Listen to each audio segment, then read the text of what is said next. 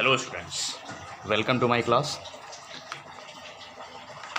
आज के क्लास में टॉपिक जो है वो है नॉन आइडियल सॉल्यूशन। हम लोगों का टॉपिक चल रहा था सॉल्यूशन, मतलब चैप्टर जो है सॉल्यूशन चल रहा था। सॉल्यूशन के अंदर जितने भी टॉपिक्स पढ़े हैं उसके बाद ये लास्ट वाला टॉपिक हमारा क्या है, नॉन आइडियल सॉल्यूशन। ठीक है, यही आखिरी टॉपिक है इस चैप्टर का, नॉन आइडियल सॉल्यूशन। कि नॉन आइडियल सॉल्यूशन क्या होता है इसको समझिएगा। हमने इसके पहले वाले क्लास में डिस्कस किया था कि जो आइडियल सॉल्यूशन होता है वो क्या होता है। तो हमने पढ़ा था कि आइडियल सॉल्यूशन वो होता है जो सभी कंसंट्रेशन पर, यानी कंसंट्रेशन के सभी कंडीशन पर राउल्ट के लॉ को फॉलो करता है, राउल्ट के नियम का पालन करता है, उसको हम आइडियल सॉल्यूशन बोलते थे। मतलब सिंपल सी बात कहें, जो नियम कानून को मानता है वो राउल्ट्स लॉ है, जो नहीं मानता है वो, मतलब राउल्ट लॉ कह रहे हैं, सॉरी, जो राउल्ट के नियम कानून को मानता है वो आइडियल है, जो नहीं मानता है वो नॉन आइडियल है। ठीक है, नॉन आइडियल को हिंदी में क्या बोलेंगे, अनादर्श विलयन, अनादर्श विलयन। तो वो था आदर्श विलयन और ये है अनादर्श विलयन। ठीक है, जैसे मान लीजिए हमने यहाँ पर क्या किया, a प्लस बी ले लिया, इज इक्वल टू क्या हुआ, यहाँ पर बनेगा सॉल्यूशन। सॉल्यूशन माने विलयन बनेगा। ये विलयन नॉन आइडियल होगा। कब नॉन आइडियल होगा, जब ये दोनों लिक्विड, ये दोनों हमने लिक्विड लिया है, लिक्विड 1 और ये है लिक्विड 2, ये बनेगा लिक्विड 3। ठीक है, तो जब दोनों लिक्विड लेकर के हम मिलाएंगे और ये दोनों लिक्विड जो है ऐसी होंगी जो कंप्लीटली मिक्सिबल नहीं होंगी, ये एक दूसरे में कंप्लीट मिक्स नहीं हो रही होंगी, तो इस केस में जो सॉल्यूशन बनेगा उसको हम लोग क्या कहेंगे, नॉन आइडियल सॉल्यूशन कहेंगे। क्योंकि ये सॉल्यूशन राउल्ट के लॉ को सभी कंसंट्रेशन पर फॉलो नहीं करेगा, राउल्ट के नियम का पालन नहीं करेगा। ठीक है, मतलब ये राउल्ट के लॉ से डेविएशन शो करेगा, उससे विचलन दर्शाएगा, उससे विचलन दिखाएगा। तो इसका विचलन कैसे होता है, कैसे दिखाता है, इसको भी हम चर्चा करेंगे।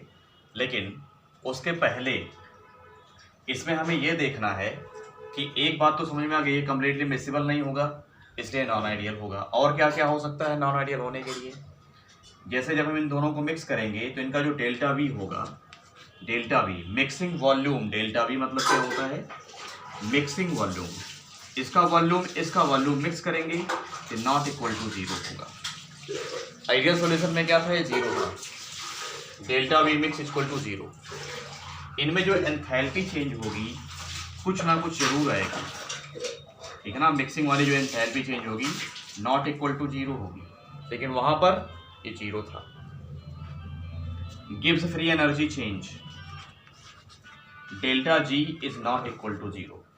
ठीक है, लेकिन वहां पर क्या था, 0 था। जब ये सभी 0 होंगे तो सोल्यूशन आइडियल हो जाएगा। जब ये सभी नॉन जीरो होंगे, ये 0 नहीं होंगे, कुछ ना कुछ वैल्यू आएगी, तो इस केस में सॉल्यूशन जो है आपका नॉन आइडियल होगा। मतलब वो राउल्ट के नियम का पालन नहीं करेगा, राउल्ट के लॉ को फॉलो नहीं करेगा। ठीक है, आई होप आपको इतनी बातें समझ में आई होंगी। अब जैसे हमने एक चीज़ बनाया था कि जो आइडियल सॉल्यूशन था स्टूडेंट्स, आइडियल सॉल्यूशन के लिए हमने एक ग्राफ बनाया था जो कुछ इस तरीके था। ठीक है, जो कुछ हमारा इस तरीके से था, हमने ग्राफ बनाया था जो कुछ इस तरीके था। अब इसमें क्या है, ये एक कर्व बनाया, एक लाइन है, किसकी, वेपर प्रेशर की लाइन है, और ये एक वेपर प्रेशर की लाइन थी, दोनों में थोड़ा सा डिफरेंस था। ठीक है ना, थोड़ा सा डिफरेंस दिखाना चाहिए।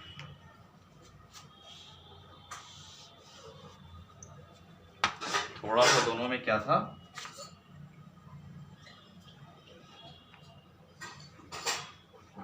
डिफरेंस था इस तरीके से। तो यहाँ पर ध्यान रखना, ये वेपर प्रेशर है, ऊपर जाने पर बढ़ेगा, ये भी वेपर प्रेशर है, ऊपर जाने पर बढ़ेगा, और यहाँ पर है X A is equal to 1, यहाँ पर है X B is equal to 1, यहाँ है X B is equal to 0 और यहाँ पर X A is equal to 0।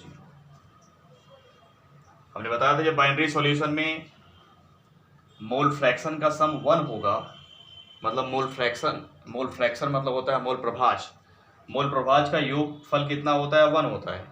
जब पूरा एक्स ए आपका 1 हो गया तो एक्स बी यहाँ 0 हो जाएगा, क्योंकि दोनों को जोड़ने पर 1 आना चाहिए। उसी प्रकार यहाँ कह सकते हैं जब एक्स बी इक्वल टू 1 हो गया तो यहाँ पर एक्स ए 0 हो जाएगा, बिकॉज दोनों को जोड़ने पर 1 आना चाहिए। ठीक है। अच्छा, जहाँ पर ये दोनों बाइसेक्ट कर रहे हैं यहाँ पर क्या होगा, X A is equal to X B हो जाएगा।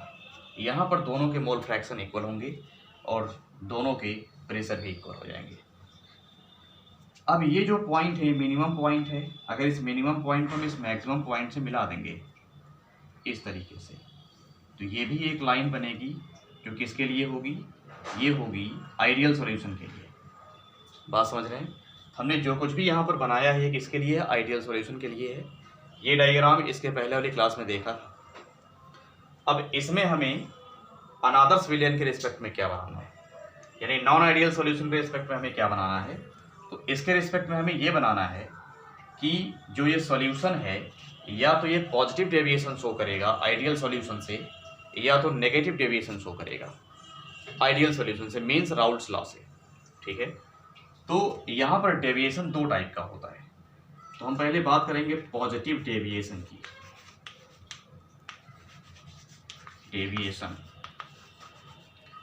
पॉजिटिव डेविएशन में क्या होगा, जो सॉल्यूशन बनेगा ये, इसका वेपर प्रेशर इस आइडियल सॉल्यूशन के वेपर प्रेशर से क्या हो जाएगा, ज़्यादा हो जाएगा। इस तरीके से पॉजिटिव मतलब ज़्यादा हो जाना। तो इसी प्रकार इसका भी जो है वेपर प्रेशर ज़्यादा हो जाएगा और इसका भी वेपर प्रेशर क्या होगा, ज़्यादा हो जाएगा। ठीक है ना। ये है पॉजिटिव डेविएशन। आई होप आपको बात समझ में आ रही होगी। अब अगर हम नेगेटिव डेविएशन की बात करें तो नेगेटिव डेविएशन में क्या होगा, इसका अपोजिट हो जाएगा। ठीक है। वेपर प्रेशर कम हो जाएगा नेगेटिव डेविएशन में। ठीक, वेपर प्रेशर क्या होगा, कम हो जाएगा। तो देखते हैं क्यों कम हो जाएगा और कैसे हो जाएगा। चलिए अब हम बात करते हैं नेगेटिव डेविएशन की।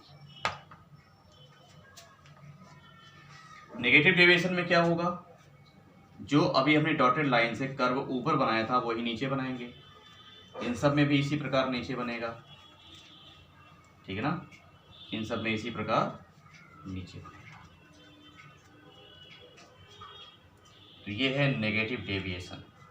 मतलब इसमें वेपर प्रेशर क्या होता है, जो आइडियल सॉल्यूशन है उसके वेपर प्रेशर से कम हो जाता है। ये नेगेटिव डेविएशन है, ज़्यादा हो जाएगा तो पॉजिटिव डेविएशन होगा। बट आइडियल सॉल्यूशन के इक्वल यानी आदर्श विलयन के इक्वल या उसके बराबर वाष्प दाब नहीं होगा अनादर्श विलयन का। ठीक है। तो आई होप आपको इतनी बातें समझ में आई होंगी। तो ये है नॉन आइडियल सॉल्यूशन। अब यदि इसमें कहीं पर कोई डाउट हो तो आप हमें कॉल करके डिस्कस करिए, उसको हम एक्सप्लेन करके बताएंगे। ओके स्टूडेंट्स, इस क्लास में इतना ही। Thank you.